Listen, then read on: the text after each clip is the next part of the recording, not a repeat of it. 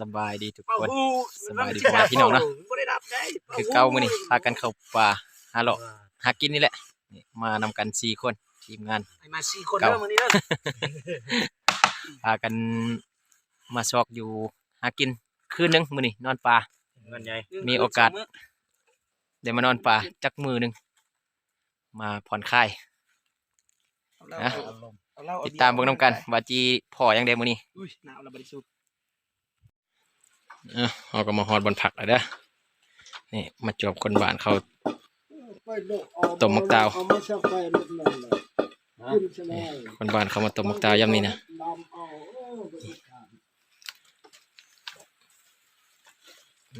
ต้มเป็นหม้อกำลังบีบก็มีอื่นครับบืนครับแหละกินเดียวคำนี้นะบีบมักตาวไฟคายฮอตต้มมันก่อนนี่ต้มแล้วก็บีบ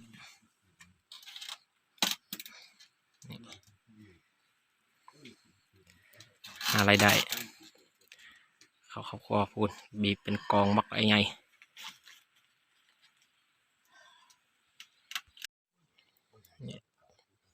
เห็นคนบ้านอยู่ผู้เฒ่าเก่าก็เลยลองวิชานะผู้เฒ่าให้ผู้เฒ่าหักตอกให้เบิ่งว่าตอนแรกนี่สิมานบ่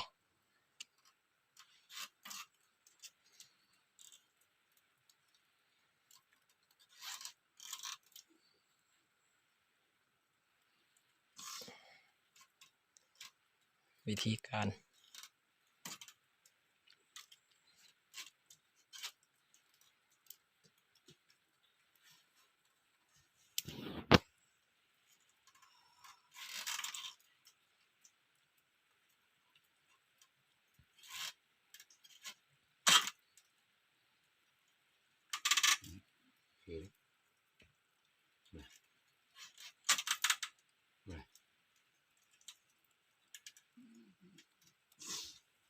เสียบอลเลยเขานำหน่วยมันมาปองอยู่พุ่นบุญใต้พุ่นเลยโน่นนี่โหยเขายังไม่อยู่นี่มุดโทนหน่อยไปเขาจะพุ่นบอลพุ่นใต้นาคมเนี่ยนี่นำหน่วยแล้วพุ่นเลยโน่มันอยู่แค่ทันแหละมุ่งกันไปแล้วต้องพบแหละต้องสเตะกันมาสเตะเนี่ยพอพอรักเข้าไปเอาหมอเพิ่นว่าให้ไปโลทางหวยหน่อยไปนี่เห็นมันอยู่แค่ทันแหละอันนี้ถือว่าเป็นการมองนะเป็นแรงนี่เจอกันที่ใดบ่มากินข้าวกินน้ำกันเด้อกินข้าวกินน้ำแล้วจึงออกล่าหาปูหาปลากันอาหารของเราผสมต้มมีเจียวฮาวายสุดละชีวิตธรรมชาติชิวเบิ่งดวงเด้อเล็กน้อย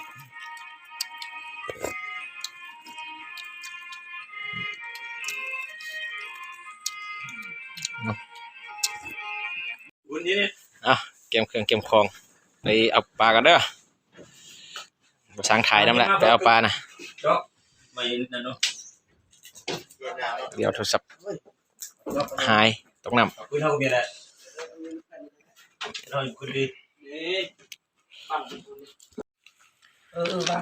นี่ปลาที่เราไปหามาบดได้ลายได้หน่อยเดียวทุกคนนี่มีสมีตัวใหญ่ตัวลายได้สมีเนี่ยก็พอมานอยู่ปลาหาปูหาปลาเฮานี่กินข้าวก็ช่วยปิ่งปลามาเด้อพี่น้องเด้อเงินปลาหามาเนี่ยไปควางเฮใจม่องกำลังจะกินข้าวมากินกันดีพอหนูกินข้าวน้ำกันอีกไม่อยู่พี่เข้าเราไปพี่นี่ขับสวยตอนไปหาปูหาปลาบริไทยทุกคนเบิ่งมีแต่มาแต่งอยู่พวกกินแล้วก็มีโอกาสได้ถ่ายนี่ อยู่หงปลา มีหยังกระทายให้เบิ่งเนาะ ข้างล่างตู้กันนี่2ตู้ ยืนกัน เอาจำไม่หมด กันจำซ้ำทีเดียว จะได้จำที่เดือ จำอีกแล้วนะ จำเศร้ากันตั้งห้าจำแดงตั้งห้าเนาะจำไม่หมด จะไหม จำกินแล้วนะ บ้านรุ่นส เอ อง อการจับบ้านจะมาจับบ้านเจ้าที่แต่ทำจะกินดีก็ประมาณก็ผ่านได้หมักกะมาอีกคือการเนอะที่คนกินมันผ่าน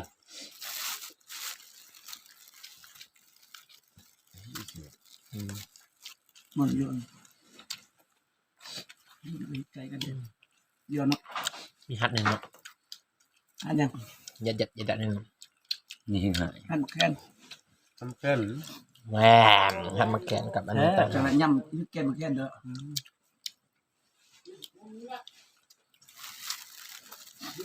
เนี่ยทางคอยก็ใส่ซ้ำอยู่ที่นี่เนี่ย ปลาเนี่ยมาขอปลาแล้ว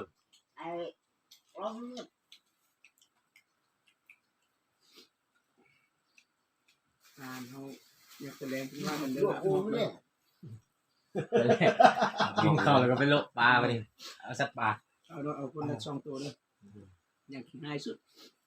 ไม่หรอกจะแรกถึงแล้วแต่ว่ามันมีคลิปลับหอก แท้แท้ มันมีคลิปลับหอกนั่นแหละแหละ แสดงรับพร้อม มันโมงเลยคือบริกินลับหอกมาทันทีถ้าได้มีหอกกินข้าวปลามาติ๊กนี่กินข้าวปลาโอ้ยจนไหน หลังจากกินข้าวกินน้ำอิ่มแล้วก็เกียมเมียนปูเมียนปลาซาวเกลือเป็นนัวไว้แล้วตอนแรกเขาจึงกลับมาย่างอันคนที่ไปเลาะก็เกียมอุปกรณ์ เต็มที่ มากินข้าวปลาไปเลยหาปลาไล่เถอะไล่ว่า เนาะเดี๋ยวพอกัน ไปลูก ไปชอกยิงหอกไปแหละหอกกินปีกินข้าวกินน้ำแล้วก็ยักย้ายใส่ช่วยอายุก็กินมันอันนั้นไปทางหนึ่งอายเข้าไปทางหนึ่งเดียวเฮาจีลงทางใต้ถ้าอายอีกคนหนึงกันไปทีมงานละ2 คน ติดตามเมืองนำกันเด้อทุกคน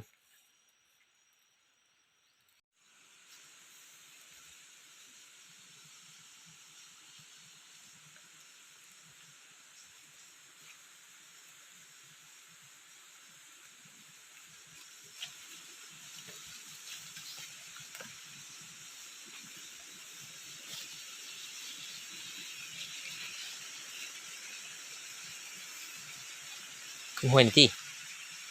ขึ้นห้วยนี่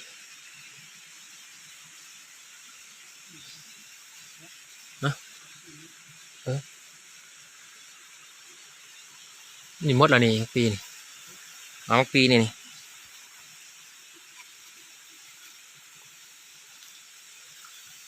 ปีมากล้วยชุกหมดละ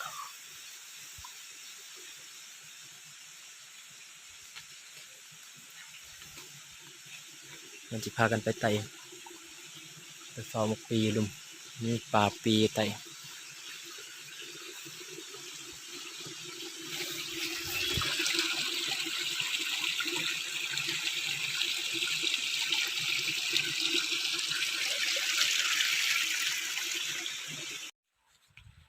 หายเข้าเวต่อนกเนาะ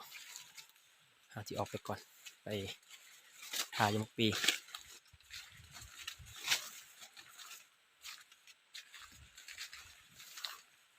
ยำนี่บ่มีหมากหยังซอกหมากบ่มีเลยได้ไปเฝ้าหมกปีเอานี่ทุกคนบอนเขามาเลาะป่ายำนาวนี่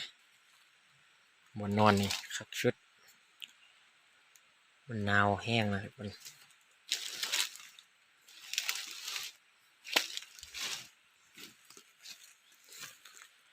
อันนี้มันแตะยางปลาเขาหาปลาแล้วเขาก็ยางปลาใช่ไหมเบิ่งบ่นอนคือจะได้ลายอยู่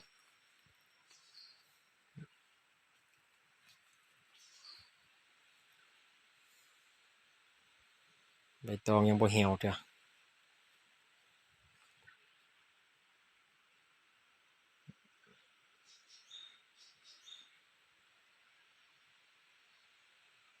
เอายิงบันนึงยิงนก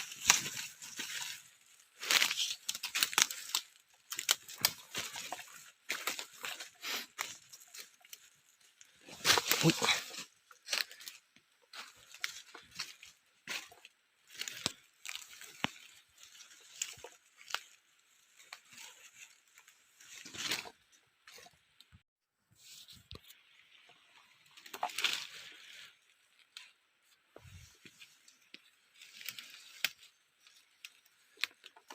ยัง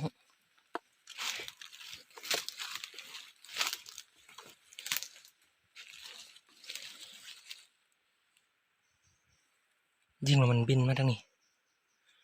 ตกปุ๊บทางนี้ตายบ่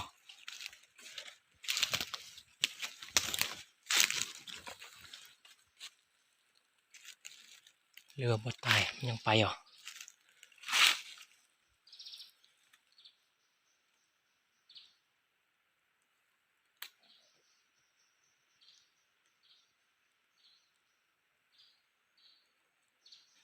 เดี๋ยวเอาซอกบังดีๆก่อน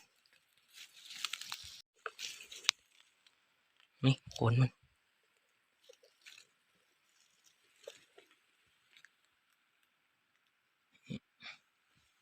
ถืออยู่ทุกคนจะบ่ตายเอายิงอยู่ไกลเด้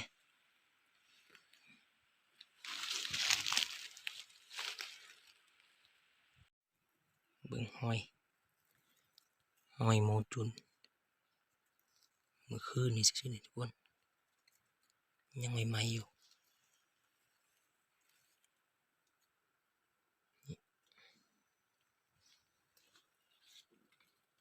นี่เด้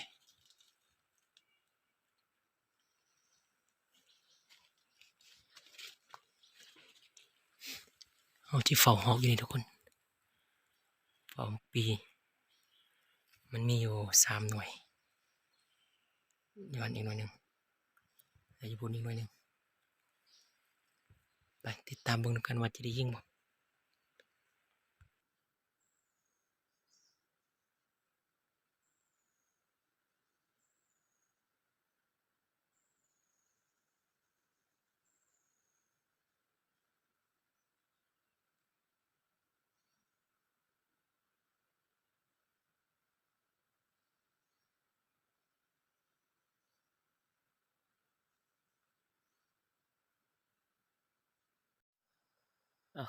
ถือว่าเราก็เฝ้าหอกมาจนค่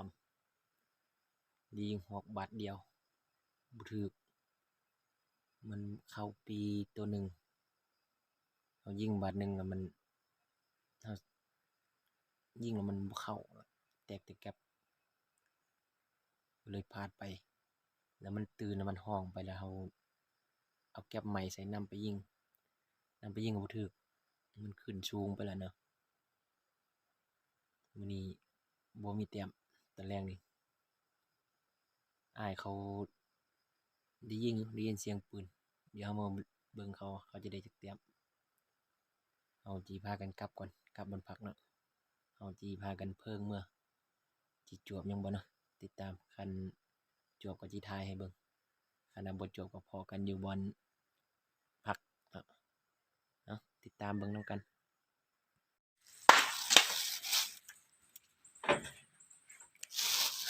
นี่ผลงานอ้ายเขาต้องมวนมันเรียนเลยเรียนแค่อุดเนาะ โอ้อ้ายเขานำมันไว้3 ตัวนี่โอ้ค่อยมัวเด้แม่โทษนี่อีกตัวหนึ่ง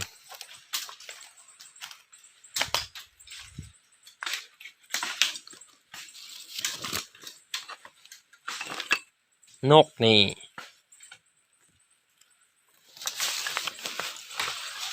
เล่นนกได้ไอ้มวนน่ะ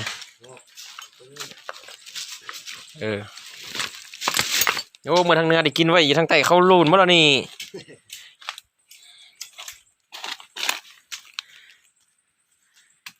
ของอ้ายเขา2 คนได้5 แต้มเฮาบ่ได้จักแต้มยิงหอกก็บ่ได้โอ้ประมาณเฮาคุณแม่พึ่งงานไม่พลาดโอ้มานของเขาน่ะอ้ายเขาน่ะ เอาบ่มีเตรียมเลย ปี อะไรขึ้น ปี เอาได้บ่ เกือบบ่ได้อย่างเด้อ โอ้เฮา แต่กุกเครื่อง เฮาใส่ไต่นำกันนี่บ่ได้ข้าวใส่เนื้อน อน อืม นอนเอาย้อนน่ะดิ ข้าวใส่เนื้อเดี๋ยว5เตรียมเนาะมื้อนึงเฮาจีลาบกินคักๆก่อน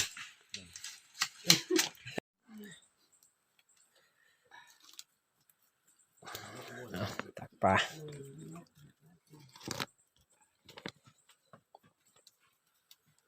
เห็ดไปแห้ง แม่งอยู่เจ็ดลายได้คอนจะมืดมูกเลย นี่มันหม้อต้มน้ำเลือกง่ายสุดเอาบ่ที่ต้มหม้อน้อย เป็นโจตุ้มได้ มันจะขาว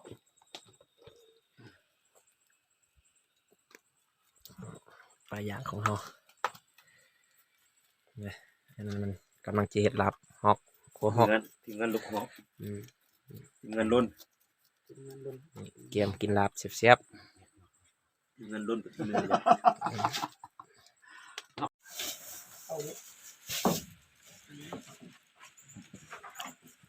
กุ้งโง่ของหอมยังใส่เกลือบ่พอนะ ๆลาบมันฮ้อนว้าลาบฮอก ได้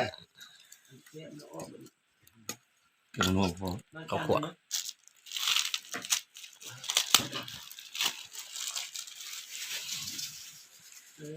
โอ้มื่นดิเอากดปลากินได้ พอแล้ว ได้สิได้ข้าวคั่วนี่นะ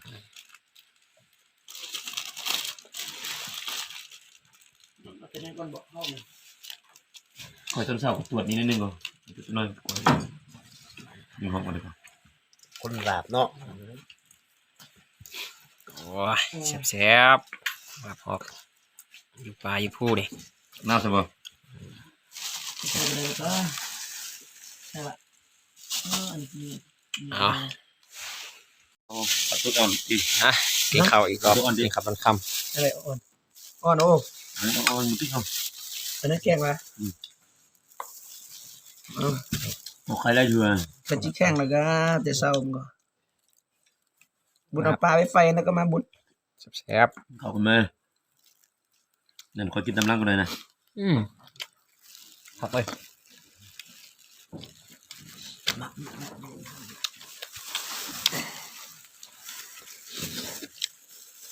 เดือดผ้าเลย ครับผม ถึงได้ให้พี่สาว ต้มข้างในฮอกตีนมัน จำเลยบายเลย จำเศร้าแล้ว คือในมันเอากับตำลังเอา อืม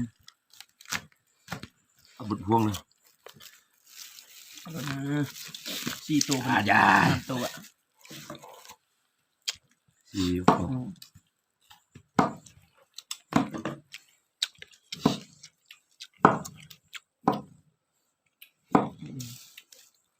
กินแล้วอย่าเสียใจเนาะบุญเนาะ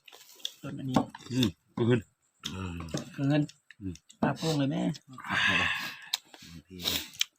นอนเปีย บ่ข้าวไหนอุด นี่แหละ จุกๆนะ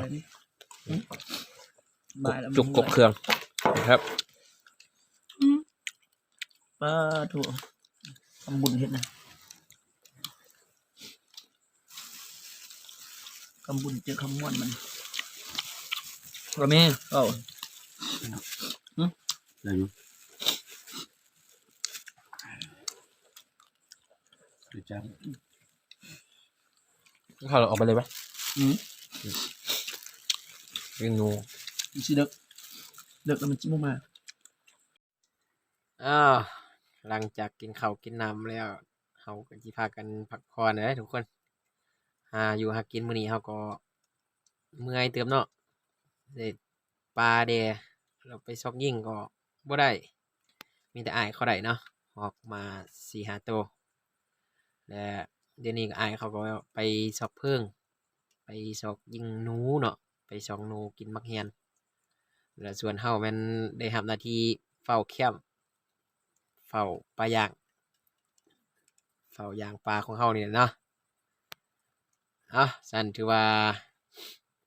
มื้อนี้เนาะและวิดีโอนี้ก็จะได้ฝากไว้ส่ำนี้แหละแล้วพอกันมื้ออื่นเนาะแล้วก็วิดีโอหน้าและท้ายนี้ก็ขอบใจเนาะผู้ที่เข้ามารับชมและผู้ที่เข้ามาติดตามทั้งผู้เก่าและผู้ใหม่เนาะขอบใจ